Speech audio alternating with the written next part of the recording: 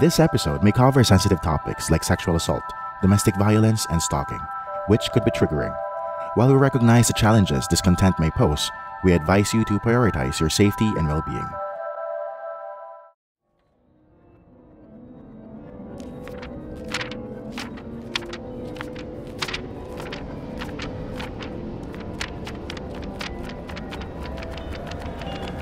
The Book of Bad Ideas. May mga kwento na hindi mo maririnig sa media. Mga kwentong hindi sinasabi ng magulang mo at siguradong hindi mo mababasa sa mga libro ng mundo. Ito ang mga lihim na tinatago ng bawat pamilya, mga kasalanang kinubli ng reliyon, mga desisyong akala mo maliit lang, pero ngayon pinagsisihan mo na. Dito, walang happy ending, walang moral lesson, at kadalasan, ang multo at aswang ay ikaw rin. Ito ang mga twisted stories sa Book of Bad Ideas. At kami ang inyong host. Ako si Nix. At ako si Steve. Don't forget to follow us and subscribe. At humanda na kayo sa ating storyang hindi mo dapat pakinggan mag-isa. What if nakatira kayo sa barong-barong at paggising mo isang araw, lilipat ka na sa isang mansyon? Ako nga pala si Jerry Caballero, 16 years old. Swerte siguro ang nagdala sa akin dito. Pero bago ang lahat, simulan muna natin sa umpisa ang kwentong ito. Kung ikukumpara ko ang estado ng buhay namin sa iba, masasabi kong mahirap lang talaga kami. Malayong malayo ang agwat. Kung yung iba ay nakakakain ng 3 beses o higit pa sa isang araw, swerte na kami kung makadalawa. Madalas, agahan lang at hapunan. Ang hapunan pa namin, depende sa kung may matira sa umaga. Pero kahit ganito, nagsusumikap kami ng aking mga kapatid na pumasok sa eskwelahan. Sabi kasi ng nanay, kapag nakapagtapos kami, giginhawa ang buhay namin. Sa isip ko, ano bang ibig sabihin ng maginhawang buhay? Hindi ko ito masagot dahil mulat sa Paul, ganitong klase ng pamumuhay na ang kinalakihan namin. Sa totoo lang, hindi naman ako umaasa na makakaahon kami. Dahil kung titingnan mo ang mga nakapaligid sa amin, mas mahirap pa nga ang buhay nila. Bakit pa ako mangangarap, diba? Wala na nga pala kaming tatay. Sabi ng nanay nung maliliit pa kami, patay na raw ito at wag nang pag-usapan pang muli. At bilang bata, madalas kong kulitin si nanay at paulit-ulit na tinatanong. Hanggang sa isang araw, nagalit ang nanay at pinagpapalo kami. Noon ko na lang din nasaksihan ang sobrang galit niya at ang napakalakas na sigaw. Sinabi ko nang wag na kayong magtanong tungkol sa tatay niyo, di ba? Ilang beses ko bang dapat ulitin? Ang titigas ng ulo niyo ah. Sabay hampas niya ng walis tambo sa aming mga puwitan. Umabot sa mga kapitbahay ang sigaw niya. Pero sa bagay, plywood lang naman ang pagitan ng bawat bahay rito. Mula noon, hindi na ako nagtanong pang muli tungkol sa tatay namin. Pero minsan, iniisip ko rin kung ano kayang naging buhay ng tatay namin noong buhay pa siya. Anong trabaho niya? Anong itsura niya? Anong paborito niyang pagkain? Madalas ko ring isipin, ganito pa rin kaya ang magiging buhay namin ngayon kung buhay pa ang tatay? Pero pinabaliwala ko na rin ang mga agam-agam na ito. Nagpupursige na lang ako sa pag-aaral tulad ng bilin ni nanay. Hanggang sa isang araw, may isang kartero na naghahanap sa amin, si Mang Rico. Namumukaan ko siya dahil minsan ay nakakasalubong ko siya sa labasan. Nasa looban kami kaya tinutulungan siya ng mga kapitbahay namin para maabot ang tinitirhan namin. Sakto paalis pa lang ako para pumasok nang kumatok ang kartero. Pawis na pawis ito. Tao po! Dito po ba nakatira si Erlinda Caballero? Napatigil ang nanay sa kanyang ginagawa. Hindi siya lumilingon. Pero nararamdaman ko ang panginginig ng likod niya. Bakit? Sagot ng nanay. Sulat po! Galing kay Attorney Milagros Castro. Sabi ng kartero at iniabot niya sa nanay ang puting sobre. Tumayo siya at nagbanlaw ng kamay dahil naglalaba siya. Agad na kinuha ng nanay ang sobre. Nanginginig pa ang mga kamay nito habang maingat niyang binubuksan. Unang beses kasi naming makatanggap ng sulat. Kaya nagtaka ako. Saan at kanino ito galing? Nangangalaka lang naman ng nanay. At mga estudyante pa lang kami. Sino naman ang susulat sa amin? At Erlinda Caballero? Hindi na ito ang ginagamit ni nanay na pangalan na. Nag-aantay ang kartero at may pinapapirmahan kay nanay bilang patunay na natanggap niya ang sulat. Pero habang binabasa niya ang sulat, ay nanlaki ang mata niya. Hinagis niya ito sa kartero at sumigaw ito sa galit. Lumayas ka dito at sabihin mo sa kung sino mang nagpadala sa'yo na wag na kaming guguluhin. Babatuhin na ito ng kaldero ng nanay kaya't kumaripas ng takbo ang kawawang kartero. Sinara ng nanay ng malakas ang sira na naming pinto at nagdabog. Oh, ano pang tinatanga-tanga nyo dyan? Magsipasok na kayo. Habang naglalakad papasok at hanggang makarating sa eskwelahan, wala akong ibang iniisip kundi ang sulat. Unang-una, sino ang susulat sa amin? Nasabi ko na nga na hindi naman kami importanteng tao para makatanggap ng sulat. Pangalawa, anong nilalaman ng sulat para magalit ng husto ang nanay? Bakit Erlinda Caballero ang ginamit na pangalan? Ito ang pangalan na matagal nang itinatago ng nanay. Halos hindi na ako nakapakinig sa teacher ko sa kakaisip. Ang tanging naririnig ko ay ang kumakalam na sikmura ko. Naalala ko na nga na hindi na nga pala kami nakakain kanina dahil nagmamadali kaming pumasok. Pagdating ng bahay, wala si nanay. Sinilip ko ang mangkok kung may lamang kanin. Gutom na talaga ako. Habang nagkakamay, may napansin akong puting papel sa lapag. Yung sulat! Kinuha ko ito at dahan-dahang binuksan. Kumakabog ang aking dibdib habang binabasa ito. Ginang Erlinda Caballero. Ako po si Atty. Milagroso Castro, kinatawan ni Ginoong Avelino Pitargue. Inaanyayahan ko po kayong magharap sa Sitio Culasisi, San Luis, Antipolo, Oktubre 19, alas 4 ng hapon, tungkol sa isang personal na bagay na may mahalagang pakinabang sa inyong pamilya. Nilapag ko ang sulat. Attorney? May kaso ba ang nanay? Kaya ba niya galit na pinaalis ang kartero? Binasa ko uli ang sulat. October 19. Teka, sa Sabado na yun ah. Nako, Huwebes na ngayon. Iniisip ko, kung pupunta kaya ang nanay? Malamang, pagputi siguro ng uwak. Kung nakita nyo lang kung papaano nagalit at nagwala ang nanay kanina. Hay, hindi ko tuloy malalaman kung anong pakay ng attorney na yon. Kinabukasan, muntik na akong malit sa klase. Napuyat kasi ako kagabi kakaisip. Hindi ako nakatulog. Napatayo ako sa papag na hinihigaan ko at kumaripas ng takbo pagkabangon. Hindi man lang ako nakapagsipilyo. Habang tumatakbo ako papuntang eskwelahan, nagulat ako nang makita ko si Mamang Kartero. "Mang Rico! Manong!" Sigaw ko. Hinabol ko siya habang tumatawid sa kalye. Napalingon siya sa akin at kumunot ang kanyang noo habang minumukaan ako. Oh boy! Bakit? Nahimasmasan na ba ang nanay mo? Muntik na akong mabato ah. Ay, oo nga po. Pasensya na ho kayo. Napayuko ako sabay kamot ng ulo sa hiya. Manong Rico, gusto ko lang naman itanong kung may nalalaman po kayo tungkol sa sulat na hinatid nyo.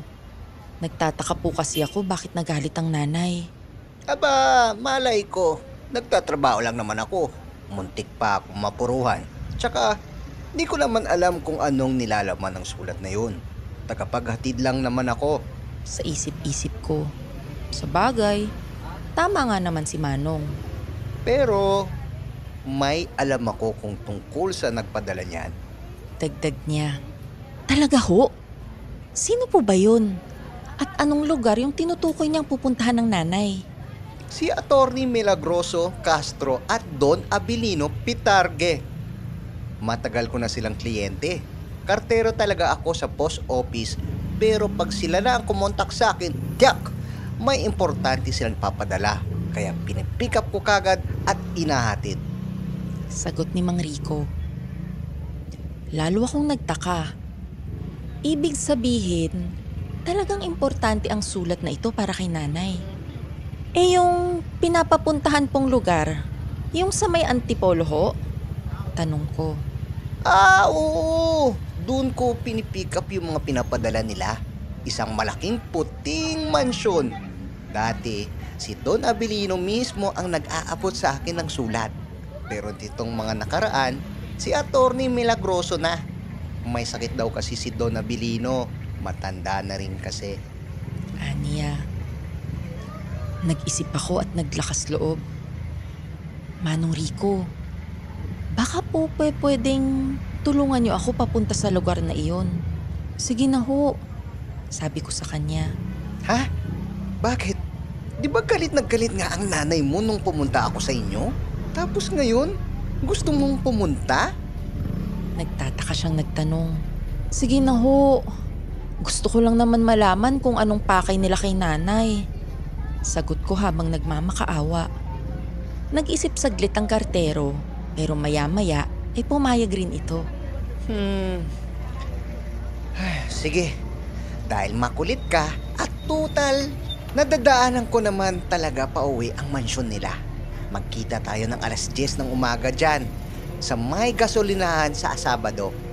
Sabi niya. Napatalon ako sa tuwa at sinabing, Naku, salamat po! Salamat po! Sabay nagpaalam na kami sa isa't isa. Hindi na ako pumasok ng araw na yon. Tutal, sobrang late ko na naman na. Tumambay muna ako sa may labasan at umupo sa may bangketa. Bumalik na naman ang mga tanong ko. Kung sino ang mga taong ito at anong pakay nila kay nanay. Pero ang hindi mawala sa isipan ko ay ang mansyon. Dito na gumana ang aking imahinasyon. Hindi pa nga ako nakakakita ng mansyon sa totoong buhay. Dahil dito ako lumaki, sa may squatters area.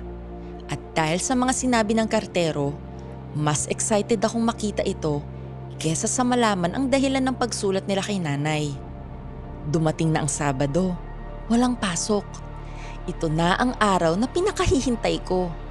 Nagpaalam na ako kay nanay kagabi na magko-community service kami kunwari sa school. Pinapanood ko ang orasan na pumatak bawat minuto. At pagdating ng 10:00, dali-dali akong umalis ng bahay para kitain ng kartero. Hinintay ko si Manong Rico sa gasolinahan at ilang minuto lang ay dumating rin siya. Umangkas ako sa dala niyang motor at tumungo na kami papuntang Sitio Colasisi. Habang bumabiyahe, tinanong ako ni Manong Rico. Toy, ikaw ba ay nagpaalam sa nanay mo? Baka ako ang masisi niyan, ha? Nagsinungaling na lang ako at sinabing, Opo, mag-iisang oras na kaming bumabiyahe at nararamdaman ko na ang pagod. Kaya tinanong ko si Mang Rico, Manong, malayo pa ba tayo? Nakikita mo ba yung puting istruktura sa may bandang taas? Yan ang bahay ni Don Abilino. Biglang kumabog ang dibdib ko. Hindi ko alam pero bigla akong kinabahan nang makita ang itinuturo ni Mang Rico. Malayo pa lang ay kitang-kita mo na kung gaano kalaki. Parang palasyo. At habang papalapit kami ng papalapit, palaki naman ng palaki ang mansyon. Nang makarating na kami, hindi ako makapaniwala na totoo na ito. Puting-puti. Napakalaki at napakalawak ng gate. Automatic pang bumukas ito. At nang makapasok na kami, ay napalunok ako. Sobrang laki ng kanilang garden. May fountain pa sa gitna. At paglingon ko sa kaliwa ay may 6 na magagarang sasakyan ang nakaparada dito. Parang compound na namin ito bulong ko sa sarili ko. Makalipas ang ilang minuto, may lalaking nakasalamin na lumabas mula sa mansyon. Pusturang-pustura ito. Good morning, attorney! O Manong, kamusta? Bigla niyang nilipat ang tingin niya sa akin. Sabay tanong. Ikaw si... Attorney, siya po yung anak nung pinadala niyo nung sulat. Singit ni Mang Rico. Nagulat si attorney dahil hindi niya inaasahan ang pagdating ko. Yumuko naman ako at bumati. Jeric po, anak po ni Erlinda. Good morning po, attorney. Pero hindi siya nagsalita at tila nag-iisip. Attorney, mauna na ho ako ha. At inaantay na kasi ako ni Mrs. Sabay lingon sa akin at bumulong. Boy, mauna na ako ha. Sumagot naman ako at nagpasalamat. Nang maiwan kaming dalawa ni attorney ay pinapasok niya ako sa puting mansyon. At habang naglalakad kami papasok ay hindi ko mapigilang mamangha sa ganda at laki nito. Pinaupo niya ako sa salas at kinausap. Jeric, tama ba? Opo, anak po ako ni Erlinda, sagot ko. Ako po ang pinapunta niya ngayon dahil masama po ang pakiramdam ng nanay. Ganun ba? Well, sa tingin ko ay okay lang naman. So siguro alam mo na nire-represent ako, si Don Abelino. Maya-maya ay bababa na siya. Siya nga pala ang may-ari nitong mansyon. Alam kong marami ka sigurong tanong, pero tsak namang masasagot ito ni Sir. Makalipas ang ilang minuto, may isang matandang lalaki na bumababa mula sa engrandeng hagdan. 2 nurse ang umaalalay dito. Pero natigilan siya nang makita ako. Tumayo si attorney at sinabing, Don Abelino, anak ni Erlinda, si Jeric. At tulad ng reaksyon ni attorney kanina nang makita ako, tila nag-iisip rin si Don Avelino at hindi umimik. Dito na rin nagpaalam si attorney sa aming dalawa ni Don Avelino. Nang kaming dalawa na lang ang natira, kinausap na ako ni Don Avelino. Jeric, siguro ay nagtataka ka kung bakit ko pinatawag ang mama mo. Hindi ko alam kung paano ko sasabihin sa iyo to. Pero dati kaming may relasyon ni Erlinda. Matagal ko na siyang hinahanap dahil bigla na lang siyang hindi nagpakita sa akin. At sa tingin ko, ang rason kung bakit bigla na lang siyang hindi nagpakita ay ikaw. Nanigas ako at parang binuhusan ng malamig na tubig. Ako po? At sa isip ko ay parang alam ko na kung saan papunta ang usapang ito. Sagot niya, Oo, at tama ang iniisip mo. Buntis ang nanay mo nang bigla siyang umalis. And I'd like to believe na ikaw yung pinagbubuntis niya nung panahong iyon. Ilang taon ka na nga uli? 16 po, sagot ko. Hindi pa rin ako makapaniwala sa mga narinig ko. So, kayo po ang tatay ko? Tumango ang matanda at inilagay ang kamay niya sa braso ko. Tama ka. Sagot niya. Matagal ko na kayong pinaghahanap, sa totoo lang. Kaya nang matuntun ko kayo, ay dali-dali kong nagpadala ng sulat. Kamusta na nga pala ang nanay mo? At ikaw, kamusta ka na? At dito na kami nagsimulang magkwentuhan. Pumasok daw si nanay dati sa kanila bilang kasambahay. At sa 2 taon nilang pagkakakilala, ay nahulog ang loob nila sa isa't isa. Hanggang sa nagbunga daw ang kanilang pagmamahalan. Pero isang araw, bigla na lang daw itong nawala at hindi na bumalik.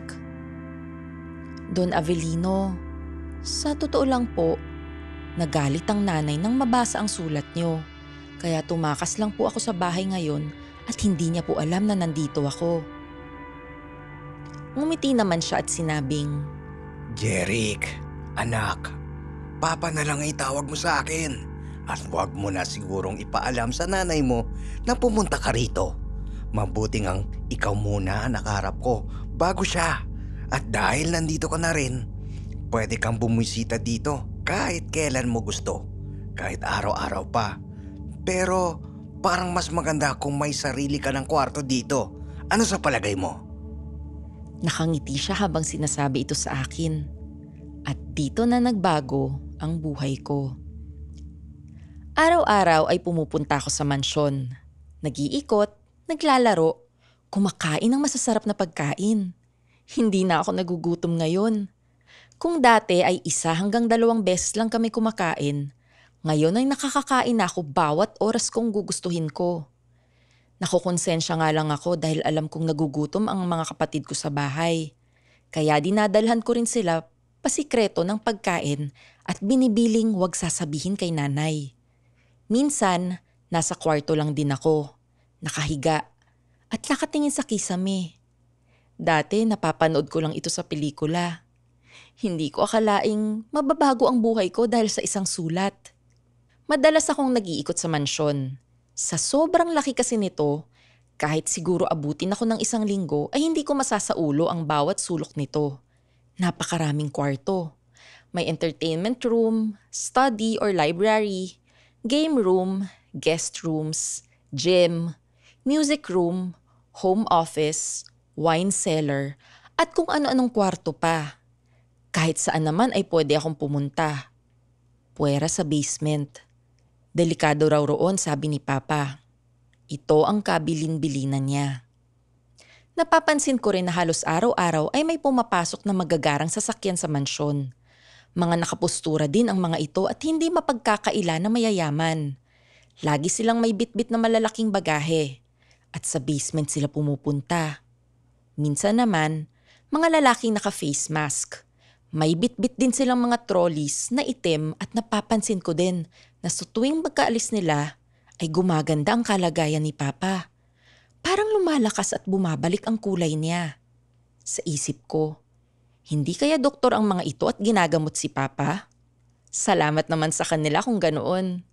Dahil sa mga araw na walang bisita, hinang-hina si Papa at nakahiga lang sa kwarto. Hindi na nga ito nakakababa at pinapakain na lang sa kwarto niya.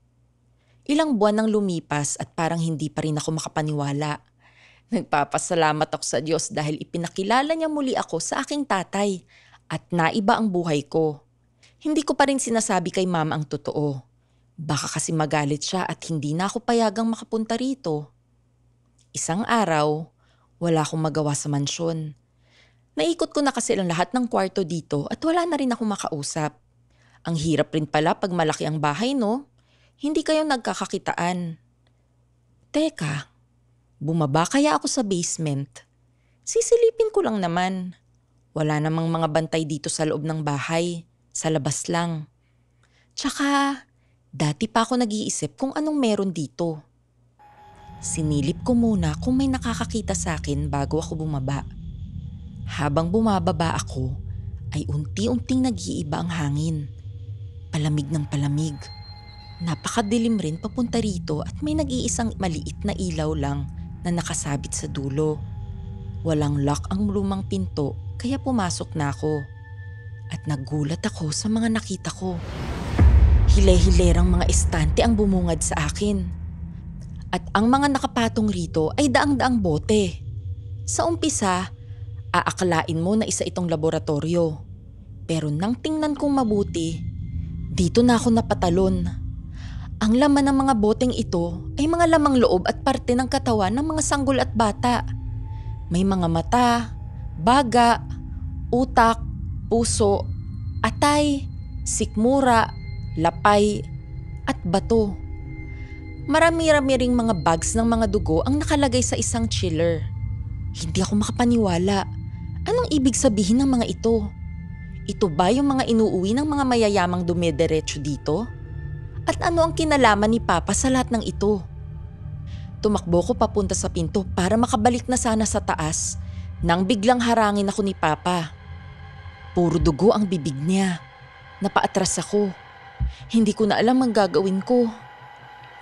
Jeric, di ba bilin na bilin ko sa'yo, huwag kang pupunta rito sa baba?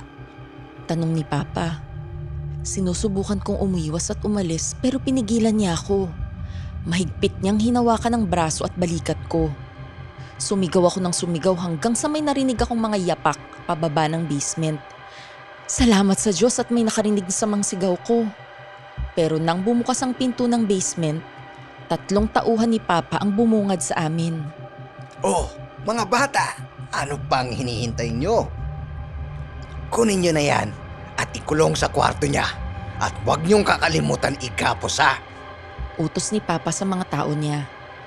Wala na akong magawa pa kundi umiyak at magpumiglas. Hanggang sa makarating kami sa isang kwarto at itinalid nila ako sa isang kama.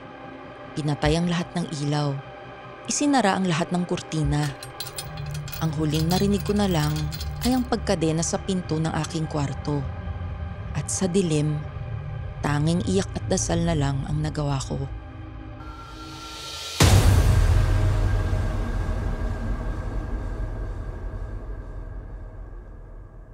Ito na ba ang katapusan ni Jeric? Ano ang sikretong itinatago ng matandang Don Avelino? Abangan ang part 2 sa next episode namin next Friday. The Pod Network Entertainment. This podcast may be based on true events with names, characters, and incidents that are either products of the creator's imagination or used fictitiously. Any similarity to real individuals or events is coincidental.